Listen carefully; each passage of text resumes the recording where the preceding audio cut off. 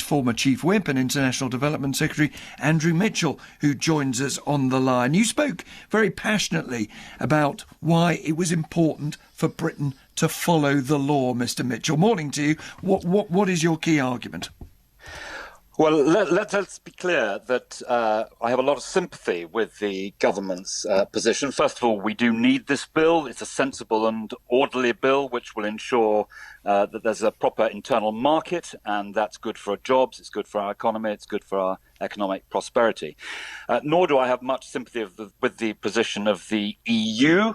After all, they offered effectively a Canada deal to Theresa May, and they are not offering that deal to Boris Johnson. So in both those respects, I think the bill is a good thing, and I have much sympathy with the government. The problem is well, the problem is this, that to ask members of the parliamentary party to walk through the lobbies, quite deliberately voting to breach international law, is something which I cannot do and which is causing very considerable anxiety and worry on the backbenches. We all want to help the government with these negotiations, but to do that flies in the face of all British tradition, particularly as we are one of the permanent 5 on the Security Council. We've stood up for the rule of law around the world in some very dark situations. And to go about this in this cavalier way and just say that in spite of the deal that has been signed so recently, we're going to basically disavow it and say that we're not going to stand up for international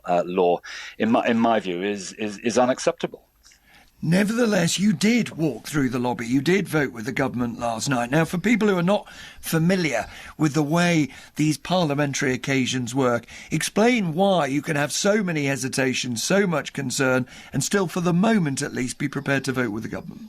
Well, it is really for the first two reasons, the first 2 points I've just made.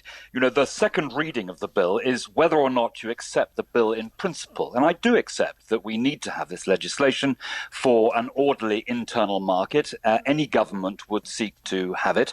And I also make the point that I have no sympathy with the EU's negotiating position, which I think is bizarre and wrong. But am I right that if they don't move the government on this point about breaking the international law, they cannot rely on your support?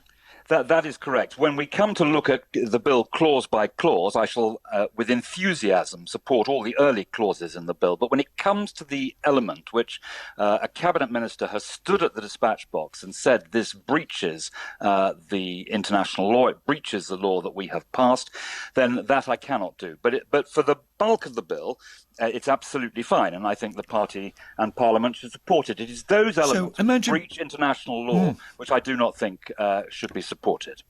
Now, let's imagine, I don't imagine it's going to happen, but let's imagine for the purpose of this conversation that Boris Johnson has you in and said, I'd like you to be on my chief whip again. You've done the job before.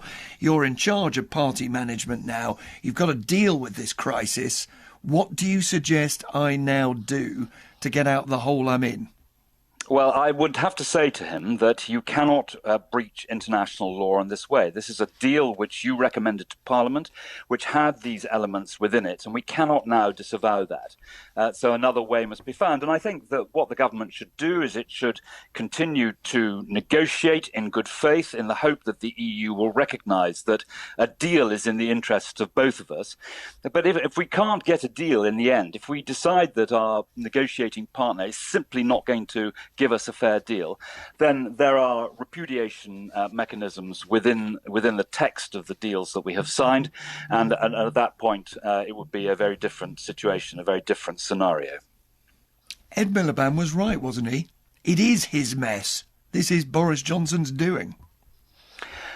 Well, it is an extremely difficult situation for the government, and obviously people on the backbenches are going to want to help and support the government. But the proposition that we should march through the lobby as lawmakers and say that we are going to ignore and disavow a law that we have passed to do with the rule of law, that is completely unacceptable. Andrew Mitchell, thanks for joining us.